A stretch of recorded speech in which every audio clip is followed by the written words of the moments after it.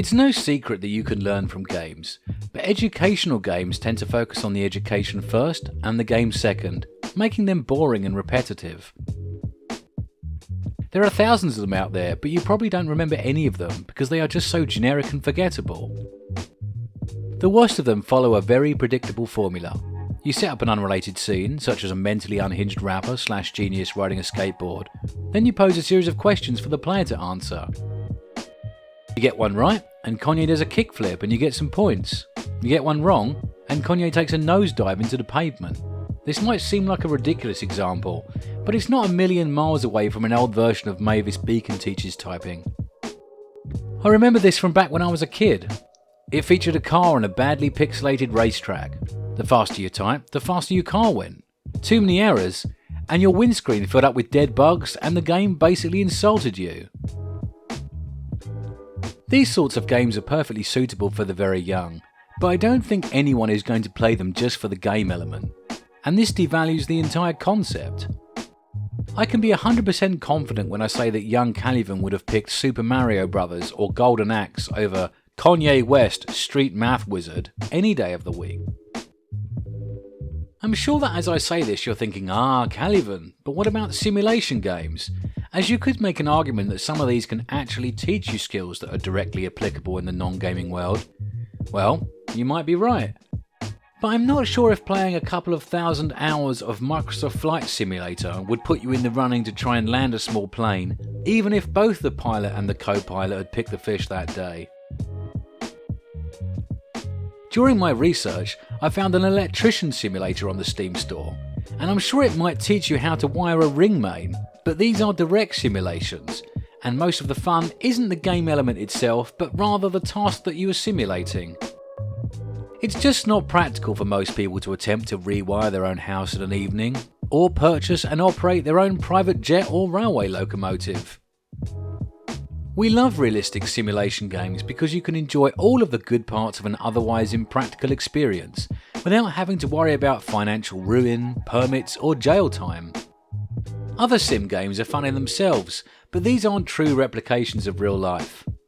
Theme Park was a great game, but it wasn't going to give you the proper experiences needed to be the next CEO of Disneyland Paris, no matter how much salt you put in the fries. So what can you learn from games? Well, probably not a lot of actual skills, but maybe other concepts and theory that younger kids will have not yet encountered in their regular education. I was playing a little of Sid Meier's Colonization last week in order to grab some footage for a previous video, and it made me think about how a 12-year-old Caliban experienced some of these things in gaming far before they were brought up in school or college. If you've not had the pleasure of playing this game, let me give you a quick overview. It's set during the Age of Discovery in the 16th century, where you play the part of an explorer-adventurer, charged by the king to set sail to the New World, settle it, and bring back great riches to you and your home nation. You can play as the English, Spanish, French or Dutch, each with a different specialisation. For instance, the Dutch are great at trade, and the French get a few bonuses in regards to diplomacy. You start with a small vessel and a couple of units, each representing a few hundred colonists, and you cross the Atlantic to find a randomly generated new world. Once you make landfall, you can explore the map, establish settlements, interact with both the natives and the other European powers, and develop your colonies. Along the way, your settlers become fond of their new lives and increasingly frustrated with their home nation and its ever-increasing tax rate, leading you to eventually declare independence. This of course frustrates the king, who attempts to crush your insolent rebellion by sending a massive army which, if defeated, leads you to successfully winning the game. This victory condition is the foundation of the game's vast replayability. There are many roads to power and success, and everything you've done along the way can help or hinder your final chances. It's a game where you can't have it all, and you must make choices along the way. Early on, you might discover a hoard of treasure, but you won't have a ship anywhere near the size required to bring it back to your home port. The king will of course offer to transport it for you on one of the royal galleons, but will take a 50 to 60% cut of your hoard. Do you take half the money now for an early boost, or do you wait until you can transport it yourself for twice the reward later on? Similarly, you might spy a wealthy but poorly defended French colony ripe for the taking in the early game. But a war with France could have far-reaching repercussions, and they won't offer you any help when your parent nation decides to send its soldiers to squash your fledgling independence movement. Fiscal responsibility and long-term planning are concepts that you've already encountered and probably failed at by the time you are a young adult. But Colonization was released in 1994, and these would be radical concepts to a 12-year-old Caliban. At that age, you don't have your own income or expenses, and most parents would protect you from your own poor decision making, so you never really have to give it that much thought.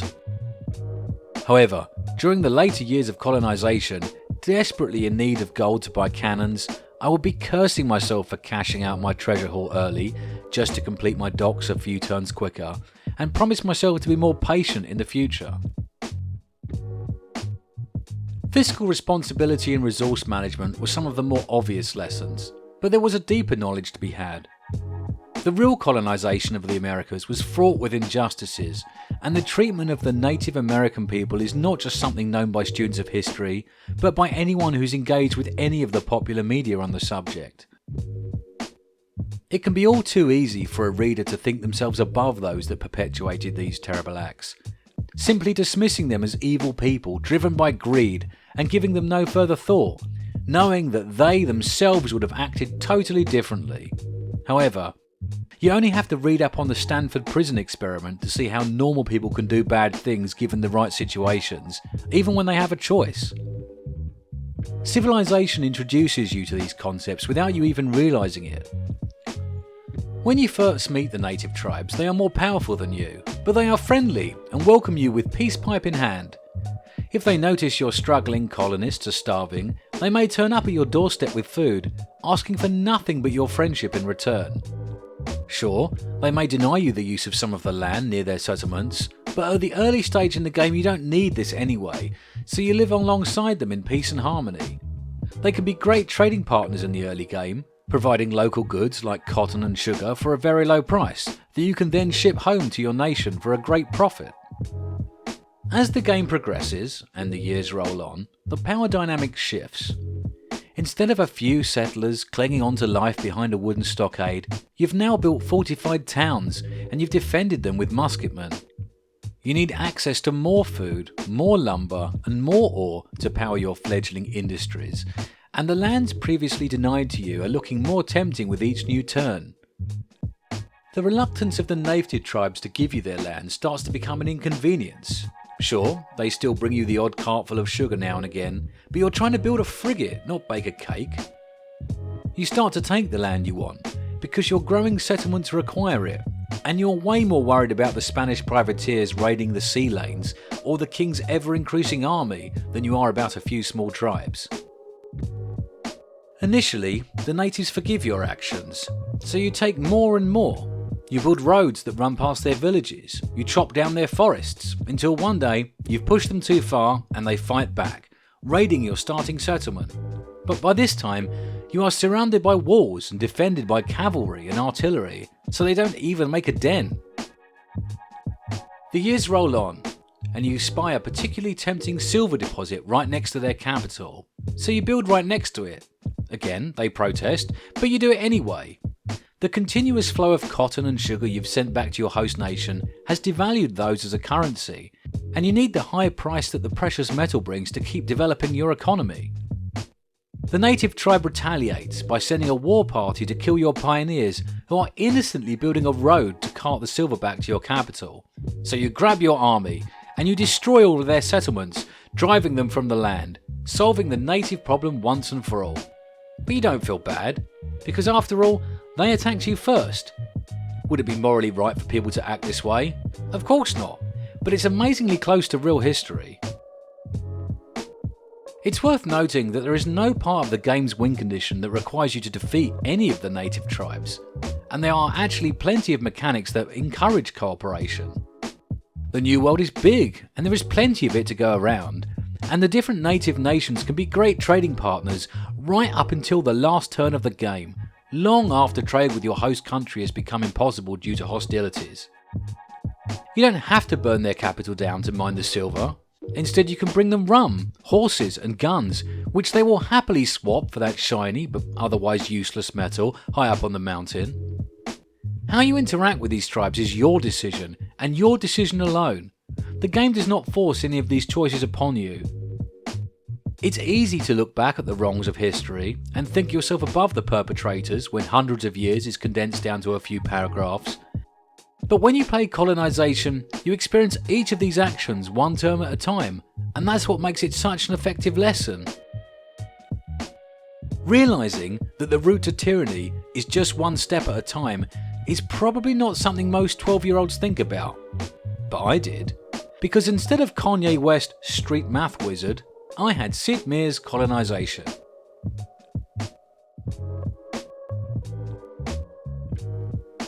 Hi, I'm Calivan, and thanks for making it this far through the video. I would love to hear about your own learning experiences with games and any other feedback you might have. Also, like and subscribe because that, in some way, is good.